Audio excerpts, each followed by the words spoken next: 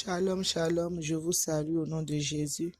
Ce matin, je suis encore là pour parler à quelqu'un qui pense que sa vie est fructueuse déjà en l'air, quelqu'un qui pense que Dieu ne l'aime pas, il aime les autres plus que lui, quelqu'un qui pense que Dieu l'a déjà oublié, quelqu'un qui pense que les choses sont tombées déjà à l'eau, quelqu'un qui pense que c'est fini pour lui comme ça et il est mélangé, il ne sait plus comment prendre sa vie pour lui, il n'y a plus d'espoir et tout. Ce matin, je viens parler à cette personne-là.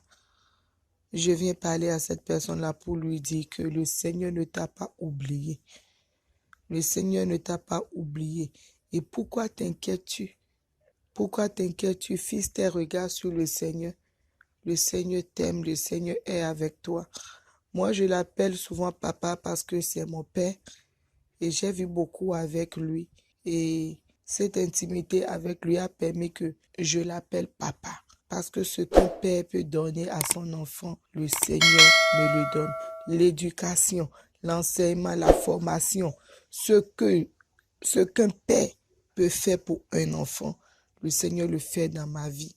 Amen. Dieu n'est pas si loin de nous comme on le croit. Ça dépend de là où tu le mets. Le Seigneur agit en fonction de là où tu le mets. Si tu penses qu'il est loin, il sera dans tes pensées, il sera loin de toi. Mais quand tu penses qu'il est là avec toi, en toi, avec toi, il marche avec toi, le Seigneur agira de même. Amen. Le Seigneur agira de même en étant ce Père-là qui est à côté, qui marche avec toi. Quand tu as une situation, tu tournes ton regard vers lui. Le Seigneur dit oui. Il a confiance en moi. Elle a confiance en moi. Et le Seigneur agit en faveur de la place, de la valeur, de la place que tu lui donnes dans ta vie. Amen. Alors ce matin, je veux demander à quelqu'un de prendre sa Bible et de lire Matthieu 6, versets 30 à 34. Amen. Mais dans ce verset, nous voyons que notre Dieu qui habille les fleurs, notre Dieu qui prend soin des arbres, il prend soin des herbes, il prend soin des fleurs. Ces arbres ne sortent pas pour aller quelque part, ils sont sur place et pourtant Dieu prend soin d'eux. Nous pensons que ce Dieu-là va nous abandonner. Ce Dieu, ce qui nous recommande, c'est d'être attaché à lui. C'est d'être attaché avec lui. C'est de chercher à le connaître davantage. C'est de chercher à savoir qui il est, de marcher avec lui, tout lui recommander. Chercher comment faire agrandir le royaume de Dieu. Amen. Peut-être que tu n'es pas chrétien, peut-être que tu n'as pas reçu Christ dans ta vie, mais je te dirais que tu es une créature de Dieu. Tu es une créature de Dieu. Et tu dois chercher ce Dieu-là qui t'a créé quand tu te regardes dans le miroir. Quand toi-même tu t'observes, tu dois savoir que oui, c'est quelqu'un qui m'a créé. Si tu te souviens du scénario de comment tu as été développé dans le sein de ta mère, tu peux dire, il y a un Dieu qui m'a créé. Tu peux dire, il y a un Dieu qui agit en ma faveur. Tu peux dire, il y a un Dieu qui est avec moi. Et de là, en te posant cette question, ton inquiétude sera moins. La Bible dit, et donc ne vous inquiétez pas du lendemain, car le lendemain aura soin d'elle-même. À chaque jour suffit sa peine. Si le Seigneur augmente dans ta vie, si tu cherches à connaître le Seigneur davantage, si tu cherches à devenir enfant de Dieu, les problèmes te submergent, les situations que tu as, au jour le jour, les situations ne font que s'ajouter. Si tu crois que au-dessus de tous ces problèmes, il y a quelqu'un qui est au-delà de tout ça, et tu cherches à le connaître, tu verras que l'Éternel Dieu se révélera à toi et ton inquiétude passera parce que Dieu est au-dessus de ton inquiétude. Dieu est au-dessus de ton inquiétude. Le Seigneur ne permettra pas que tu sois couvert de honte. La Bible nous dit que toutes ces personnes qui tournent leur regard vers l'Éternel ont le visage rayonnant de gloire. Le Seigneur ne t'abandonnera pas dans la honte. Le Seigneur ne t'abandonnera pas dans la dette. Le Seigneur ne t'abandonnera pas dans la stagnation. Mais toi, qu'est-ce que tu dois faire d'abord pour que le Seigneur ne t'abandonne pas dans la stagnation? Qu'est-ce que tu dois faire d'abord pour que le Seigneur, tout d'abord, le Seigneur ne nous abandonne pas. Nous nous abandonnons nous-mêmes parce que c'est nous qui nous éloignons de l'Éternel. C'est nous qui nous éloignons de sa face. Le Seigneur, il est là toujours présent, fidèle à son poste. C'est nous qui nous éloignons de lui. Mais quand nous revenons, quand nous cherchons la volonté de Dieu pour notre vie, nous voyons que les inquiétudes partent. La Bible dit qu'il renouvelle ses bontés chaque matin.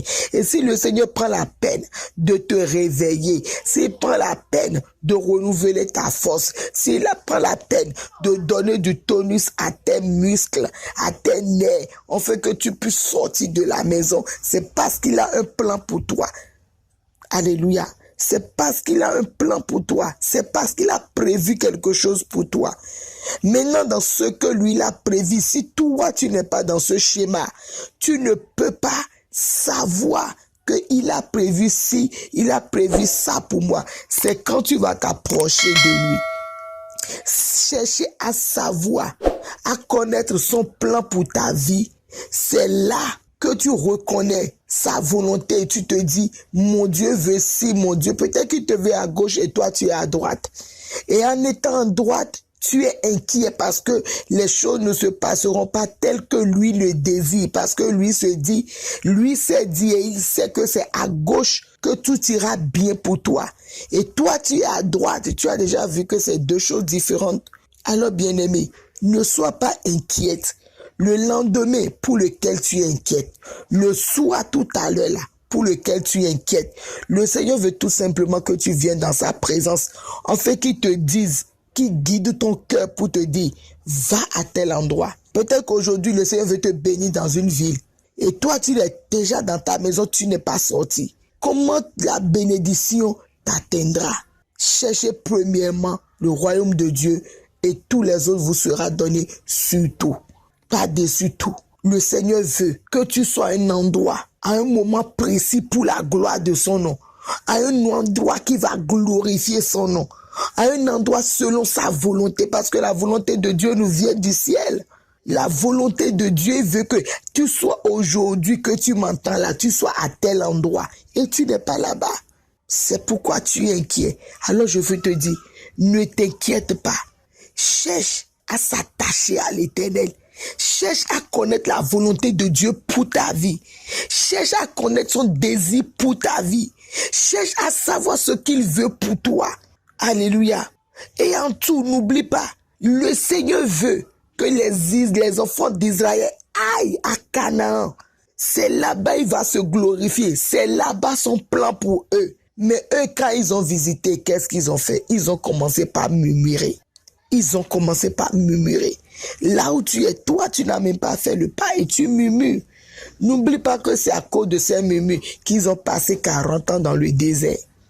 Alors ce matin, je veux dire à quelqu'un qui est inquiet, qui pense que le Seigneur l'a abandonné. Non, le Seigneur ne t'a pas abandonné. Le Seigneur ne t'a pas abandonné. Le Seigneur ne t'a pas abandonné. Il est toujours là.